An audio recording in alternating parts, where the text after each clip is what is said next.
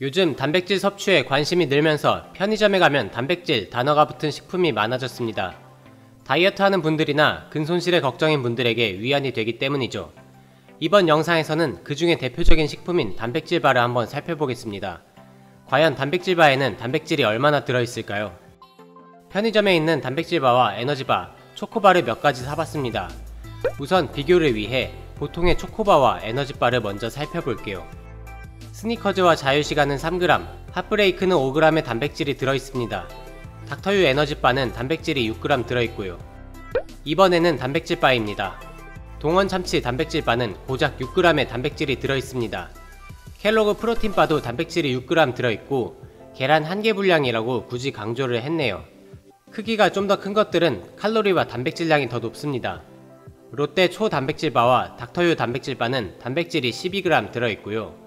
포스트 단백질바는 14g으로 단백질의 양이 제일 많았습니다.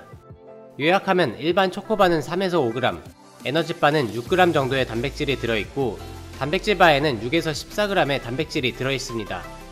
크기가 모두 다르기 때문에 공평하게 100칼로리를 기준으로 해서 단백질량을 비교해보겠습니다. 일반 초코바는 1에서 2g, 에너지바는 3g의 단백질이 들어있는데 반해서 단백질바는 4에서 6g 정도의 단백질이 들어있네요.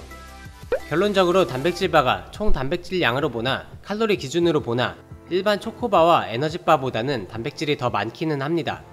하지만 단백질이라는 단어를 붙이기 민망할 정도로 단백질의 양이 적은 것들도 있어요.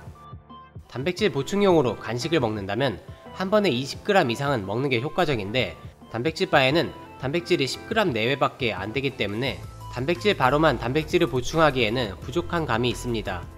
그냥 일반 초코바를 먹는 것보다 조금 더 나을 뿐이죠.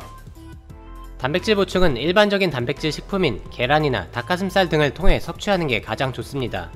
계란은 크기마다 다르지만 한 개당 6에서 7g의 단백질이 들어있고 닭가슴살 100g 한 덩어리에는 25g 내외의 단백질이 들어있거든요.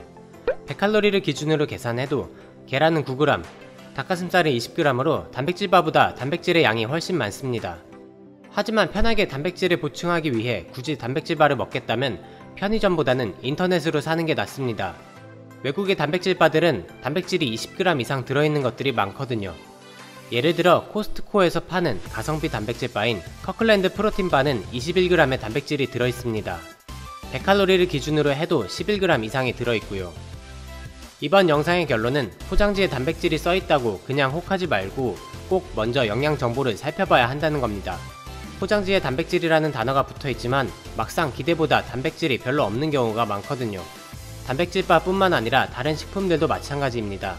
단백질은 얼마나 들어있는지, 총 칼로리 대비해서 단백질의 양은 많은지 구입 전에 꼭 확인해야 합니다.